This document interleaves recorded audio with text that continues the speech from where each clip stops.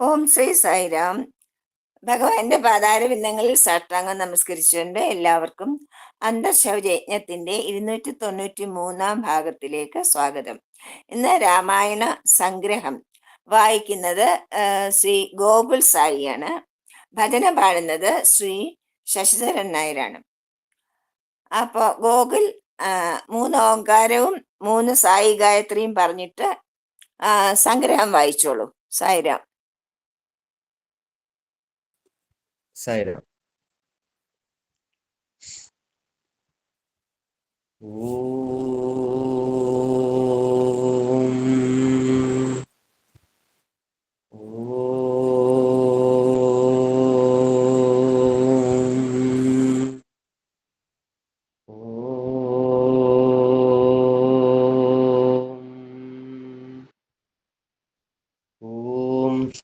ईश्वराय विद्महे सत्यदेवाय धीमहि तन्नः सर्वः प्रचोदयात्। ॐ साईश्वराय विद्महे सत्यदेवाय धीमहि तन्नः सर्वः प्रचोदयात्। ॐ साईश्वराय विद्महे सत्यदेवाय धीमहि तन्नः सर्वः प्रचोदयात्। ॐ शान्ति शान्ति शान्तिः।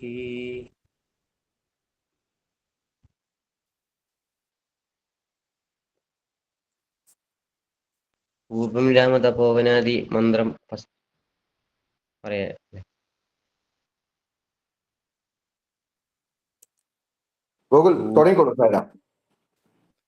പൂർവം രാമതപോവനാദിഗമനം ഹത്വാമൃതം കാഞ്ചനം വൈദേഹിഹരണം ജടായുമരണം സുഗ്രീവസംഭാഷണം ബാലീനുദ്ധരണം സമുദ്രതരണം ലങ്കാപുരീദാഹനം പശ്ചാദ്രാവണകുംഭകർണഹനനം ഏതദ്ധി രാമായണം.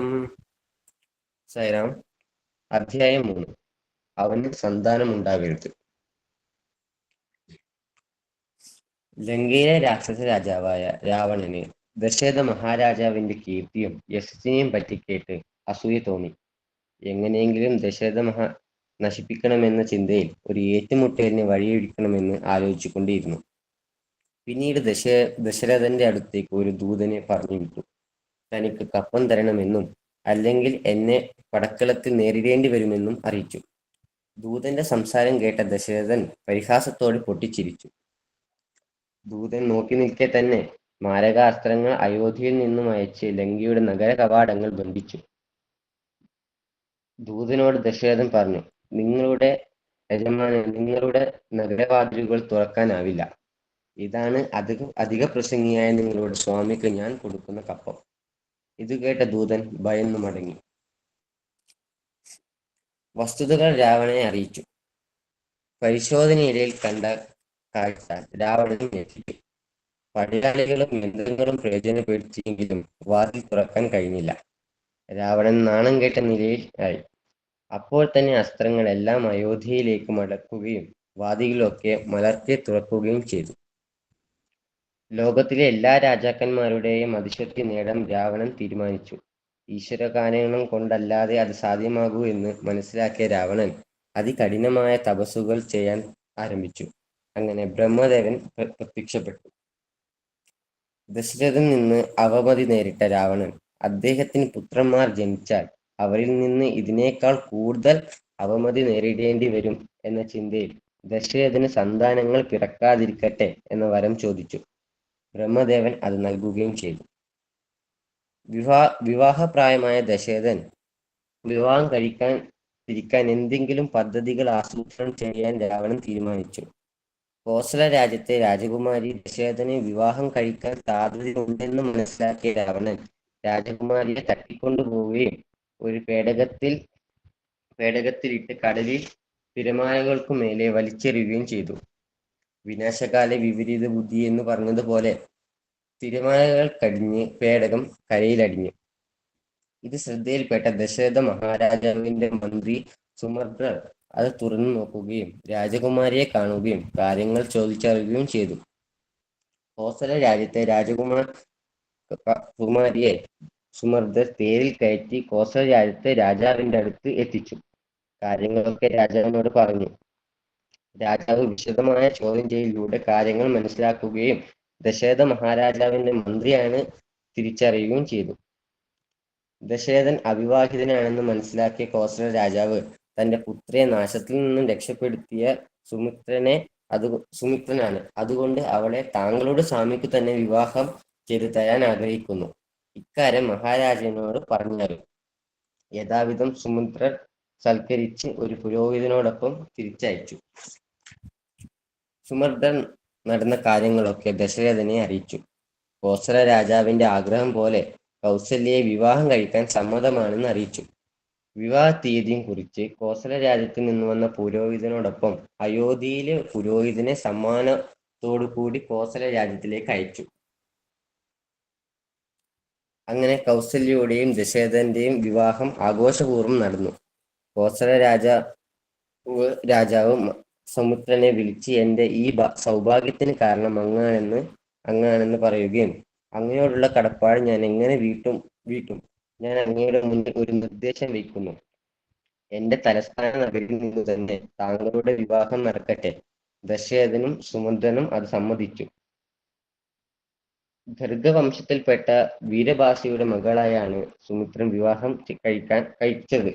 രാജാവിന്റെയും മന്ത്രിയുടെയും വിവാഹം ഒരേ ദിവസം നടക്കുന്നു എന്ന വാർത്ത നാട് മുഴുവൻ അറിഞ്ഞു. പ്രജകൾ ആനന്ദത്താൽ മതിമറന്നു. ആഘോഷം 3 ദിവസം നീണ്ടു നിന്നു. 4-ാം ദിവസം രാജാവും മന്ത്രിയും പത്നിമാരും പരിവാരങ്ങളും അയോധ്യയിലേക്ക് മടങ്ങി. അയോധ്യയിലെ ജനങ്ങൾ രാജാവിനെയും മന്ത്രിയെയും പത്നിമാരെയും വിവിധ കലാപരിപാടികളോടെ ആഹ്ലാദപൂർവ്വം സ്വീകരിച്ചു. കാലം കടന്നുപോയി. പക്ഷെ രാജാവിന് സന്താനമൊന്നും ഉണ്ടായിരുന്നില്ല. കൗസല്യാദേവിയുടെയും പുരോഹിതന്മാരുടെയും പണ്ഡിതന്മാരുടെയും അഭിപ്രായ പ്രകാരം വീണ്ടും ഒരു രാജകുമാരിയെ വിവാഹം കഴിച്ചു. സുമിത്രയായിരുന്നു ആ പത്നി. അമ്മയും മകളും തമ്മിലുള്ള ബന്ധത്തെക്കാൾ ദൃഢമായിരുന്നു കൗസല്യയും സുമിത്രയും തമ്മിലുള്ള ബന്ധം. സുമിത്രയ്ക്ക് കുട്ടികൾ ജനിച്ചില്ല. അങ്ങനെ അതീവ സുന്ദരിയായ രാജാവിന്റെ പുത്രിയെ തന്നെ മറ്റു 2 പത്നിമാരുടെ സമ്മതത്തോടെ വിവാഹം ചെയ്തു. 3 രാജ്ഞിമാർക്കും രാജാവ് തുല്യ പരിഗണനയാണ് നൽകിയിരുന്നത്. കാലം പിന്നെയും കടന്നുപോയി. 3 രാജ്ഞിമാർക്കും സന്താനങ്ങൾ ജനിച്ചില്ല. രാജ്യത്തിന്റെ അനന്തരാവകാശികൾ ഇല്ലാതാകുമെന്ന സങ്കടം രാജാവിനെ ഭയപ്പെടുത്തി. അവസാനം കുലഗുരുവായ വശിഷ്ഠനെ ഉപദേശം തേടാൻ തീരുമാനിച്ചു.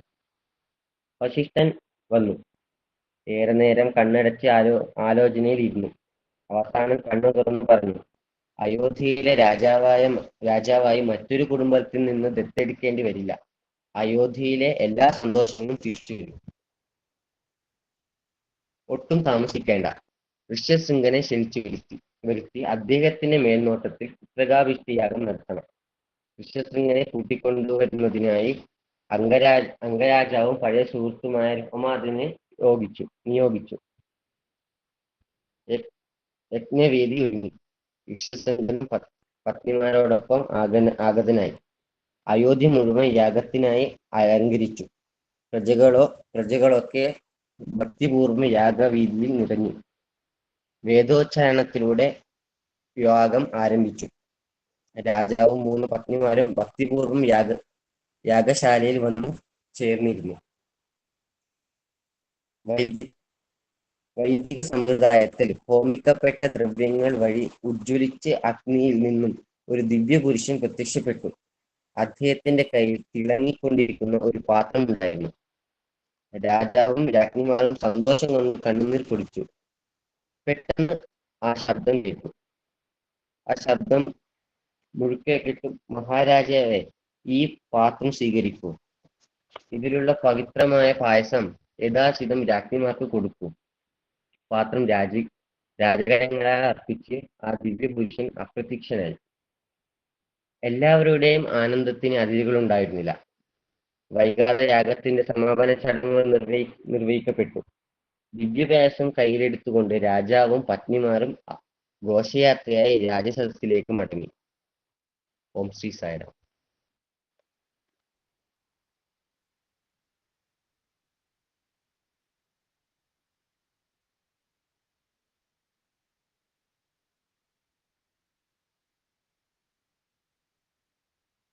വീഡിയോ പ്രസന്റേഷൻ അല്ലേ ഇനി Saira? Video presentation Ram Sai.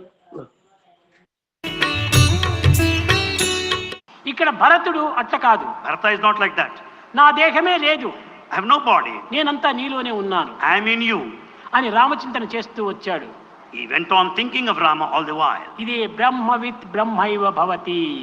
Nor of the Brahman becomes Brahman ఈ himself. 14 సంవత్సరములకు నువ్వు రామచింతన చేస్తూ రాగా రాముని వలె ఈ భరతుడు కూడా నీలమేఘ శ్యాముడైపోయాడు. As Bharata went on thinking of Rama for 14 years, he looked like Rama రథమును exactly. తీసుకుని ఈ యొక్క సరయూ నది తీరమునకు వెళ్ళాడు ఇసుక దిన్నెల పైన. He went in a chariot along the shores of Sarayu river. అక్కడ కూర్చోబెట్టుకున్నాడు Ramulu. There Rama sat there. ఈ భరతుడే దాని రథము నడుపుతూ వస్తున్నాడు. Bharata is driving the chariot. Ayodhya వాసులు చూచారు. All inhabitants of Ayodhya వారికి saw. ఆశ్చర్యం వేసింది. They were surprised. ఎవడు రాముడు ఎవడు భరతుడు Who is Rama and who is Bharata? అన్ని విధాలు కూడా రాముల వలె తయారైపోయాడు. Bharata is exactly looking like Rama యతివేషమును ధరించాడు. in the form of a sage. ఈ యొక్క వెంట్రుకలంతా కూడా చాలా జడలు కట్టినాయి. The hairs of with all full of 4 locks. రాములకు జడలు కట్టినాయి. Rama also like అంత that. సాక్షాత్ రాములుగా He తయారైపోయాడు. is exactly looking like Rama. ఆ పురవాసులంతా వచ్చి రాములకు గార్లాండ్ లో మాలలు వేసి నమస్కరించి స్వాగతం చేయాలని వచ్చారు. All citizens came over there to garland Rama and welcome him to Ayodhya. సూక్ష్మ బుద్ధి గల భరతుడు చూచి చూచి మృక్కునా అపరామ భక్తి ఎంతో గొప్పర. ఆ సూక్ష్మబుద్ధి గల భరతుడు చూచాడు. అందరూ భరతునికి మాలలు వేయడానికి వచ్చారు. Intelligent Bharata watched this. Everyone was prepared to ఆ garland యొక్క Bharata. తత్వాన్ని చక్కగా గుర్తించి భరతుడు అన్నగారు వెనుక ఉన్నారు వారికి వేయండి అన్నాడు. Bharata understood what all that is happening. అప్పుడు అతను రాముడు ఇతను భరతుడు అని అందరికీ తెలిసింది. Bharata pointed out towards Rama. Then people understood who is Rama. కనుక అంత సూక్ష్మ బుద్ధి కలిగినటువంటి వారు ఆ సోదరులు. They are so intelligent brothers. అందరూ దైవాంశ సంభూతులే. All are the sparks of divine. ఎవ్వరూ సామాన్యులు car. They are not ordinary.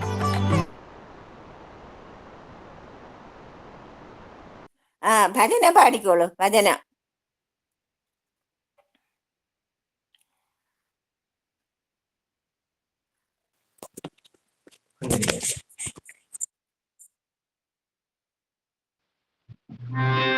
Sairam.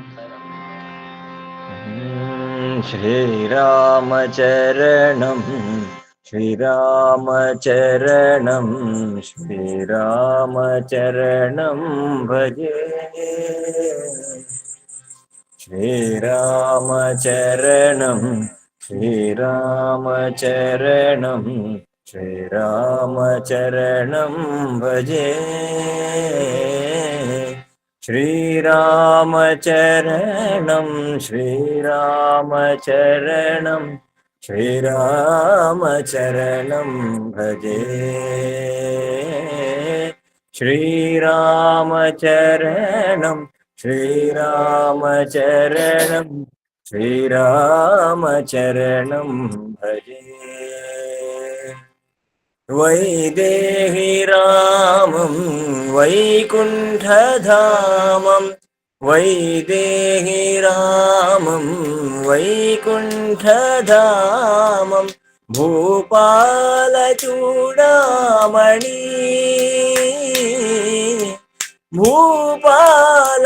భూపాలచూడామణి ఆత్మాభిరామం ప్రభు సాయిరామం ఆత్మాభిరామం ప్రభు సాయిరామం శ్రీరామచరణం భజే. సాయిరామచరణం భజే. സത്യ സായി രാമചരണം ഭജേ ശ്രീരാമചരണം ശ്രീരാമചരണം ശ്രീരാമചരണം ഭജേ ശ്രീരാമചരണം ശ്രീരാമചരണം ശ്രീരാമചരണം ഭജേ വൈദേഹി രാമം വൈകുണ്ഠധാമം ഭൂപാലചൂടാമണി ഭൂപാലചൂടാമണി ആത്മാഭിരാമം പ്രഭു സായി രാമം ആത്മാഭിരാമം പ്രഭു സായി രാമം ശ്രീരാമചരണം ഭജേ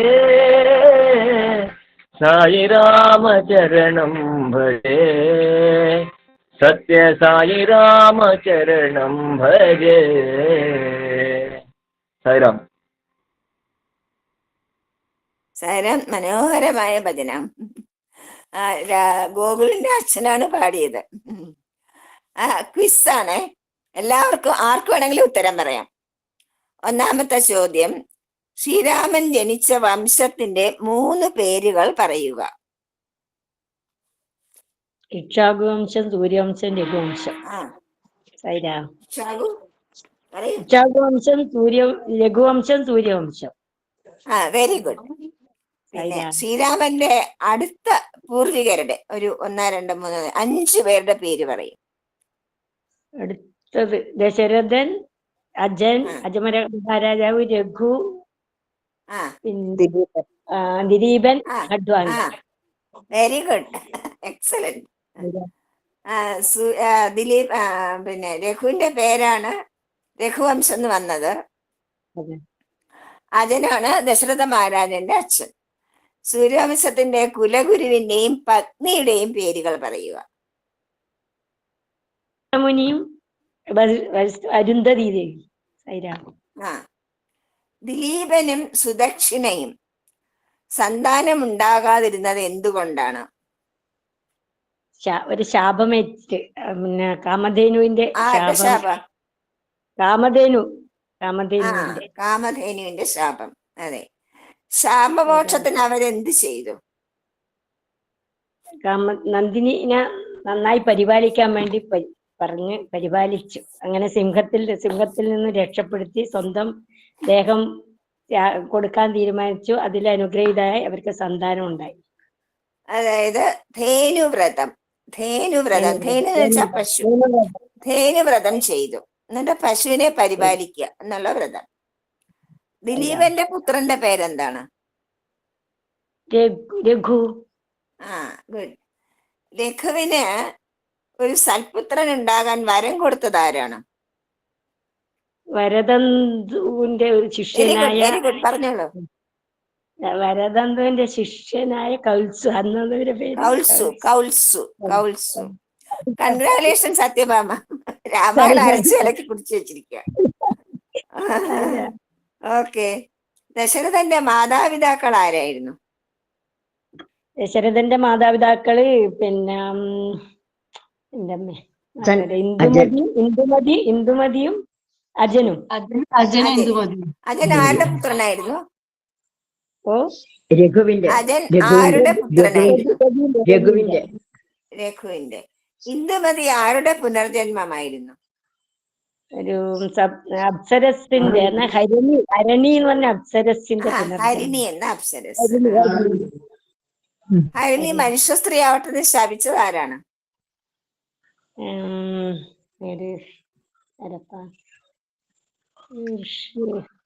തൃണബന്ധു എന്ന തൃണബന്ധു.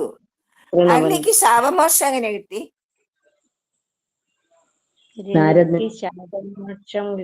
പറഞ്ഞോളൂ.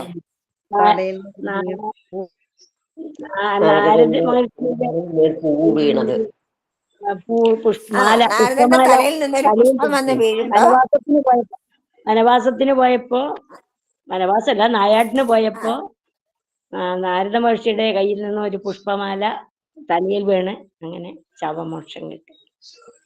ആ മഹാരാജാവായ അജൻ എങ്ങനെയാണ് മരണം വരിച്ചത്? എന്ത് അച്ഛനെ വ്രതം എടുത്തിട്ടാ? അച്ഛനെ വ്രത അനശന അനശന അനശന എന്ന് വെച്ചാൽ ആഹാരം കഴിക്കാതിരിക്കുക. അനശന അനശന.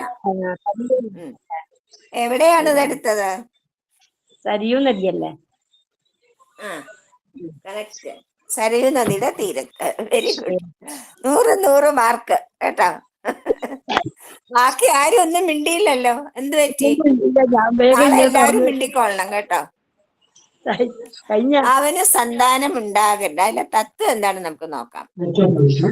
രാക്ഷസ പ്രകൃതം അസൂയയും അഹന്തയുമാണെന്ന് രാവണൻ കാണിച്ചു തരുന്നു. രാവണൻ ശ്രേഷ്ഠമായ കുലത്തിൽ ജനിച്ച ആരാണ്? ബ്രഹ്മാവിന്റെ കൊച്ചുമകനാണ്. എന്നിട്ട് പോലും രാക്ഷസനായി. എന്തുകൊണ്ട്? അസൂയയും അഹന്തയും കൊണ്ട്. ദശരഥനെ വെല്ലുവിളിച്ച രാവണന് തോൽവി കൊണ്ട് നാണക്കേടുണ്ടായപ്പോൾ ഈശ്വരകാരുണ്യം കൊണ്ട് മാത്രമേ ലോകത്തിന്റെ അധീശത്വം നേടുവാൻ കഴിയൂവെന്ന് രാവണന് മനസ്സിലായി. അപ്പൊ രാവണൻ എന്ത് ചെയ്തു? അത്യുഗ്രമായ തപസ് ചെയ്യുന്നു. ഏത് കാര്യത്തിനും വളരെ ശ്രദ്ധയോടുകൂടി തപസ് ചെയ്യണം. തപസ് ചെയ്യുന്ന വെച്ചാൽ നമ്മൾ സ്വയം തപിക്കുക. തപിച്ചുകൊണ്ട് അത്രയ്ക്ക് ആത്മാർത്ഥതയോടുകൂടി ഈശ്വരനെ പ്രാർത്ഥിച്ചാൽ മാത്രമേ ഈശ്വരാനുഗ്രഹം ഉണ്ടാവുകയുള്ളൂ. അതാണ് തപസ്സിന്റെ അർത്ഥം. എത്ര ശ്രേഷ്ഠമായ തപസ് ചെയ്താലും നീച മനസ്സുകൾക്ക്, മനസ്സ് നീചമാണെങ്കിൽ ബുദ്ധിയോടെ വരം നേടാൻ കഴിയേയില്ല എന്ന് നാം മനസ്സിലാക്കുന്നു. അതായത് വളരെയധികം ത്യാഗത്തോടുകൂടി ഒരുപാട് വർഷമാണ് രാവണൻ തപസ് ചെയ്തത്. പക്ഷെ ബ്രഹ്മാവ് പ്രത്യക്ഷപ്പെട്ടപ്പോ ചോദിച്ച വരം എന്താണ്? ദശരഥന് കുട്ടികൾ ഉണ്ടാവരുതെന്ന്. എത്രയോ കാലത്തെ വരം വെറുതെ വേസ്റ്റായി പോയി അല്ലെ? തപസ്. വേറൊരാൾക്ക് നാശമുണ്ടാകട്ടെ എന്നുള്ള വരമാണ് രാവണൻ വാങ്ങിച്ചത്. നമ്മൾ അങ്ങനെ ഒരിക്കലും ചെയ്യാൻ പാടില്ല. മറ്റുള്ളവർക്ക് സമസ്ത ലോക സുഖിനോ ഭവന്തു എന്നതായിരിക്കണം ജീവിതത്തിൽ നമ്മുടെ ആറ്റിറ്റ്യൂഡ്. പിന്നെ രാവണൻ ദശരഥന് സന്താനങ്ങൾ ഉണ്ടാകരുതെന്നുള്ള വരമാണ് നേടിയത്. ഈശ്വരേച്ഛ. പക്ഷേ എത്ര വലിയ വരം നേടിയാലും ഈശ്വരേച്ഛ ഉണ്ടെങ്കിൽ അതിനെ മറികടക്കുവാൻ ഒരു ശൂരനും വീരനും സാധിക്കില്ല.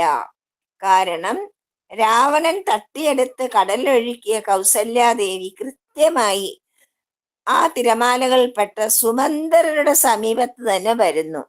ദശരഥനും കൗസല്യയും വിവാഹം കഴിക്കണമെന്നുള്ളത് നേരത്തെ തീരുമാനിച്ച കാര്യമാണ്. കാരണം ആരായിരുന്നു ദശരഥൻ? സ്വയംഭൂ മനു, നമ്മുടെ എല്ലാവരുടെയും ആദ്യ പിതാവായ സ്വയംഭൂ മനുവും പത്നിയായ ശതരൂപയും അവര് തപസ് ചെയ്ത് മഹാവിഷ്ണുവിനെ പ്രത്യക്ഷപ്പെടുത്തി. 10,000 വർഷങ്ങളാണ് തപസ് ചെയ്തത്. മഹാവിഷ്ണു പ്രത്യക്ഷപ്പെട്ടപ്പോ ചോദിച്ചു, എന്ത് വരമാണ് വേണ്ടത്? പറഞ്ഞു, ഭഗവൻ ഞങ്ങളുടെ പുത്രനായി ജനിക്കണം. അപ്പൊ ഭഗവാൻ പറഞ്ഞു, ജനിക്കാം, പക്ഷെ നിങ്ങൾക്ക് കാത്തിരിക്കേണ്ടി വരും. ത്രേതായുഗം വരെ കാത്തിരിക്കേണ്ടി വരും. അതുകൊണ്ട് തൽക്കാലം സ്വർഗലോകത്ത് പോയി ഇരുന്നോളൂ. ത്രേതായുഗമാവുമ്പോ സൂര്യവംശത്തിൽ ദശരഥനായിട്ടും കോസല രാജ്യത്തിൽ കൗസല്യായിട്ടും നിങ്ങൾ ജനിക്കും. അപ്പോൾ നിങ്ങൾ വിവാഹിതരാകുമ്പോൾ നിങ്ങളുടെ പുത്രനായിട്ട് ഞാൻ ജനിക്കും എന്ന് വരം കൊടുത്തു. ആ നിശ്ചയം മാറ്റുവാനായിട്ട് ആർക്കെങ്കിലും സാധിക്കുമോ? അതാണ്. അത് കഴിഞ്ഞ് രാജ്യത്തിന്റെ നന്മയ്ക്ക് വേണ്ടി പുത്രനുണ്ടാകുന്നതിന് രാജാവിനെ പ്രേരിപ്പിക്കുന്നു രാജ്ഞിമാർ. രാജ്ഞിമാരുടെ ധർമ്മനിഷ്ഠ. നമ്മുടെ ഭഗവാൻ പറയും, നമ്മുടെ സ്ത്രീകൾക്ക് ഏറ്റവും നല്ല പദവികളാണ് പുരാണ കാലത്ത് നൽകപ്പെട്ടിരുന്നത്. ഗൃഹലക്ഷ്മി, ധർമ്മപത്നി എന്നൊക്കെയുള്ള പദവികളാണ് നൽകിയിരുന്നത്. ധർമ്മപത്നി എന്ന് പറഞ്ഞാൽ ഭർത്താവിന്റെ ധർമ്മത്തിനെ പരിപോഷിപ്പിക്കുന്നതായ ധർമ്മം ചെയ്യുന്നവൾ എന്നാണ് അർത്ഥം. അപ്പൊ ഈ രാജ്ഞിമാർ 3 പേരും ഭർത്താവിന്റെ ധർമ്മത്തെ സംരക്ഷിക്കുന്നവരായിരുന്നു. അതുകൊണ്ട് തന്നെ അവർക്ക് ധർമ്മപത്നി എന്ന പദവി അന്വർത്ഥമാകുന്നു. 3 രാജ്ഞിമാർക്കും കുട്ടികൾ ഉണ്ടാകാതെ ഇരുന്നപ്പോൾ കുലഗുരുവിന്റെ ഉപദേശം നേടുന്നു. അതായത് എല്ലായ്പ്പോഴും നമ്മളെക്കാളും സീനിയർ ആയിട്ട് നമ്മുടെ ഗുരുസ്ഥാനീയരായ ആൾക്കാരുടെ ഉപദേശം നമ്മൾ നേടണം. കാരണം അവർ വളരെയധികം അനുഭവ സമ്പത്തും ജ്ഞാനവുമുള്ളവരാണ്. ഇപ്പോഴത്തെ കാലത്ത് നമ്മുടെ കുട്ടികൾക്ക് അങ്ങനെ ഒരു പ്രവണതയില്ല. മൂത്തവർ പറഞ്ഞാൽ ഒന്നും കേൾക്കില്ല. മൂത്തവരുടെ അനുഭവ സമ്പത്ത് ഒരിക്കലും നിങ്ങൾക്കുണ്ടാവില്ല. അതുകൊണ്ട് തന്നെ നമ്മളുടെ പുരാണങ്ങളെല്ലാം കാണിച്ചു തരുന്നതാണ്. എല്ലാ രാജാക്കന്മാരും അവരുടെ ഗുരുസ്ഥാനത്തുള്ളവരുടെ ഉപദേശം നേടാതെ ഒന്നും ചെയ്തിരുന്നില്ല. അങ്ങനെ പിന്നെ അദ്ദേഹം പറഞ്ഞു, വസിഷ്ഠ മഹർഷി പറഞ്ഞു, പുത്രകാമേഷ്ടി യാഗം ചെയ്യണം. എന്താണ് പുത്രകാമേഷ്ടി യാഗം എന്ന് വെച്ചാൽ അർത്ഥം? അതായത് ഭഗവാനെ പ്ലീസ് ചെയ്യണമെങ്കിൽ നമ്മൾ ധർമ്മനിഷ്ഠയോടുകൂടി പിന്നെ ഒരു യാഗം എന്ന് വെച്ചാൽ ത്യാഗമാണ്. ത്യജിക്കാനുള്ള മനസ്സുണ്ടാവണം. അപ്പോഴാണ് ദുർഗ്രാഹ്യമായ ഈശ്വരകാരുണ്യം നമുക്ക് ലഭിക്കുന്നത്. ഈശ്വരകാരുണ്യത്തെ പറ്റി നമുക്ക് ഗ്രഹിക്കുവാൻ പറ്റില്ല. അത് എങ്ങനെ ആർക്ക് എപ്പോൾ കിട്ടും എന്നൊന്നും നമുക്ക് പറയാൻ സാധിക്കില്ല. ശരിയായ ഭക്തിയോടും നിഷ്ഠയോടും കൂടി ഹൃദയശുദ്ധിയോടും കൂടി ചെയ്യപ്പെടുന്ന യാഗങ്ങൾ ഈശ്വരപ്രീതി നേടിത്തരുന്നു. ഇന്നും അതിനൊരു മാറ്റവുമില്ല. ലോക കല്യാണത്തിന് വേണ്ടി ചെയ്യപ്പെടുന്ന യാഗങ്ങൾ ഈശ്വരാനുഗ്രഹം നേടിത്തരും എന്ന സന്ദേശമാണ് നമുക്കിവിടെ ലഭിക്കുന്നത്. എല്ലാ കാര്യങ്ങൾക്കും അറിവ് കൊണ്ടും അനുഭവ സമ്പത്ത് കൊണ്ടും ആദരണീയരായ ഗുരുജനങ്ങളുടെ ഉപദേശം അനുസരിക്കണമെന്നും ആ ഗുരുത്വം ഐശ്വര്യവും ഈശ്വരാനുഗ്രഹവും നേടിത്തരുമെന്നും ഈ അധ്യായത്തിൽ നിന്നും നാം മനസ്സിലാക്കുന്നു. അതുകൊണ്ട് തന്നെ യാഗാഗ്നിയിൽ നിന്നും പ്രത്യക്ഷപ്പെട്ട ദിവ്യ പുരുഷൻ നൽകിയ പായസം ആരാണ് സ്വീകരിക്കുന്നത്? ദശരഥൻ നേരിട്ടല്ല. യജമാനനായിരുന്ന പിന്നെ അദ്ദേഹം സ്വീകരിച്ചുകൊണ്ട് വസിഷ്ഠ മഹർഷിയാണ് ഏൽപ്പിക്കുന്നത്. വസിഷ്ഠ മഹർഷി എന്താണ് പറയുന്നത്? യജ്ഞാചാര്യന്റെ പാദങ്ങളിൽ നമസ്കരിക്കാതെ നിങ്ങൾ ഈ പായസം കഴിക്കാൻ പാടില്ല. അവിടെ നമ്മൾ കാണുന്നത് എന്താണ്? വിനയപൂർവം നമുക്ക് വേണ്ടി നല്ല കാര്യങ്ങൾ ചെയ്യുന്ന എല്ലാവരോടും നന്ദിയുള്ളവരായിരിക്കണം, ആദരവുള്ളവരായിരിക്കണം എന്ന പാഠമാണ് നമുക്ക് ഈ ഒരു അധ്യായത്തിൽ നിന്നും ലഭിക്കുന്നത്. ജയ സായിരാം. ഗോകുൽ ശാന്തി മന്ത്രം പറഞ്ഞോളൂ.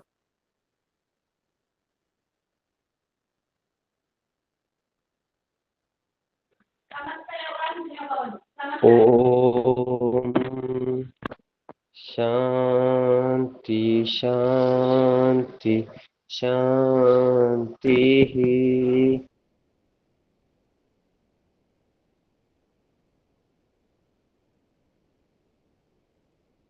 സായിരാം.